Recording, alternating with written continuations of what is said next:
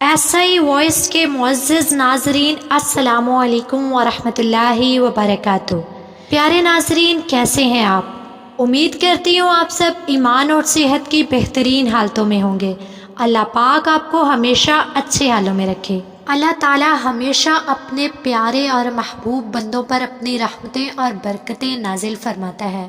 جیسے مختلف انبیاء کرام کو اللہ تعالیٰ نے بے انتہا معجزات عطا فرمائے اور ان پہ اپنی کروڑوں برکتیں اور رحمتیں نازل فرمائیں، اسی طرح تاریخ میں ایک ایسی عورت گزری ہیں جن پہ اللہ تعالیٰ نے اپنی بے شمار نعمتیں کی۔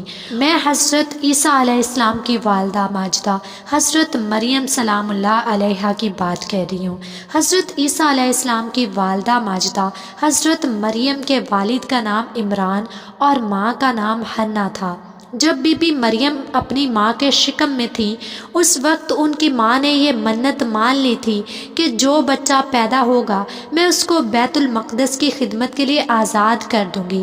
چنانچہ جب حضرت مریم پیدا ہوئیں تو ان کی والدہ ان کو بیت المقدس میں لے کر گئیں۔ اس وقت بیت المقدس کے تمام عالموں اور عابدوں کے امام حضرت زکریہ علیہ السلام تھے، جو حضرت مریم کے خالو تھے۔ حضرت زکریہ علیہ السلام نے حضرت مریم رضی اللہ عنہا کو اپنی کفالت اور پرورش میں لے لیا اور بیت المقدس کی بالائی منزل میں تمام منزلوں سے الگ ایک محراب بنا کر حضرت مریم سلام اللہ علیہا کو اس محراب میں ٹھہرایا۔ چنانچہ حضرت مریم سلام اللہ علیہا اس محراب میں اکیلی خدا کی عبادت میں مصروف رہنے لگیں، اور حضرت زکریہ علیہ السلام صبح و شام محراب میں ان کی خبر گیری اور خورد و نوش کا انتظام کرنے کے لیے آتے جاتے رہے۔ چند ہی دنوں میں حضرت مریم سلام اللہ علیہا کے محراب کے اندر یہ کرامت نمودار ہوئی کہ جب حضرت زکریہ علیہ السلام محراب میں جاتے تو وہاں جاڑوں کے پھل گرمی میں اور گرمی کے پھل جاڑوں میں پاتے۔ حضرت زکریہ علیہ السلام حیران ہو کر پوچھتے، اے مریم، یہ پھل کہاں سے تمہارے پاس آتے ہیں؟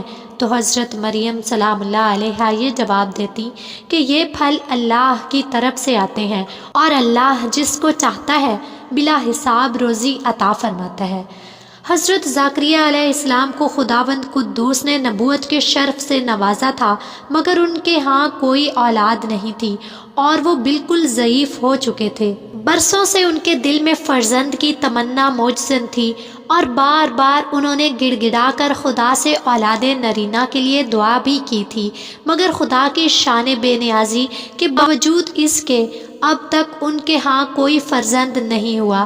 جب انہوں نے حضرت مریم سلام اللہ علیہا کی محراب میں یہ کرامت دیکھی کہ اس جگہ بے موسم کا پھل آتا ہے، تو اس وقت ان کے دل میں یہ خیال آیا کہ میری عمر اب اتنی ضعیفی کی ہو چکی ہے کہ اولاد کے پھل کا موسم ختم ہو چکا ہے، مگر وہ اللہ جو حضرت مریم کی محراب میں بے موسم کے پھل عطا فرماتا ہے، وہ قادر ہے کہ مجھے بھی بے موسم کی اولاد کا پھل عطا فرما دے۔